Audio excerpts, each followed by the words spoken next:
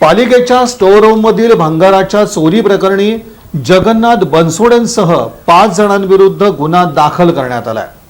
या घटनेनं इंद्रभवन वर्तुळात मोठी खळबळ उडाली। महानगरपालिकेच्या अतिक्रमण विभागाकडून जप्त करण्यात आलेलं साहित्य आणि भंगार दिवसाढवळ्या बाहेर नेलं जात असल्याचा धक्कादायक प्रकार उघडकीस आला असून या प्रकरणी सदर बाजार पोलीस ठाण्यात अतिक्रमण विभागातील अधिकाऱ्यासह 5 जणांविरुद्ध गुन्हा दाखल करण्यात आला। या घटनेमुळे पालिका वर्तुळात मोठी खळबळ उडाली आहे। महापालिकेच्या स्टोअर विभागात अतिक्रमण कारवाई दरम्यान जप्त केलेलं साहित्य तसंच भंगार साठवून ठेवण्यात येतं। सोमवारी सकाळच्या सुमारास एका वाहनातून येथील साहित्य बाहेर नेण्यात आल्याचं निदर्शनास आलं। विशेष म्हणजे काही वेळानंतर तेच वाहन पुन्हा स्टोअर विभागात दाखल झालं। यावेळी मोठ्या प्रमाणात भंगार आणि साहित्य वाहनात भरलं जात असल्याची माहिती मिळताच शिवसेना गटनेते अमोल शिंदे घटनास्थळी दाखल झाले। त्यांनी तातडीने वरिष्ठ अधिकाऱ्यांना याची माहिती देत कारवाईची मागणी केली। घटनेची माहिती मिळताच अतिरिक्त आयुक्त संदीप कारंजे, नगर अभियंता सारिका अकुलवार, उपअभियंता अविनाश वाघमारे, अतिक्रमण विभागाचे अधिकारी जगन्नाथ बनसोडे तसंच पोलीस अधिकारी घटनास्थळी पोहोचले। यावेळी स्टोअर विभागातील सीसीटीव्ही फुटेज तपासून संपूर्ण प्रकाराचा छडा लावावा अशी मागणी अमोल शिंदे यांनी लावून धरली। अतिरिक्त आयुक्त संदीप कारंजे यांनी ही प्रकार गंभीर असल्याचं मान्य करत संबंधितांविरोधात तातडीनं एफआयआर दाखल करण्याचे आदेश दिले।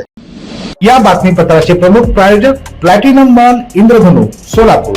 सोलापुरातील सर्वात प्रतिष्ठित इंद्रधनु सोसायटीचा नवीन भव्य कमर्शियल प्रोजेक्ट आता रेल्वे स्टेशनच्या अगदी शेजारी शहराच्या मध्यवर्ती ठिकाणी।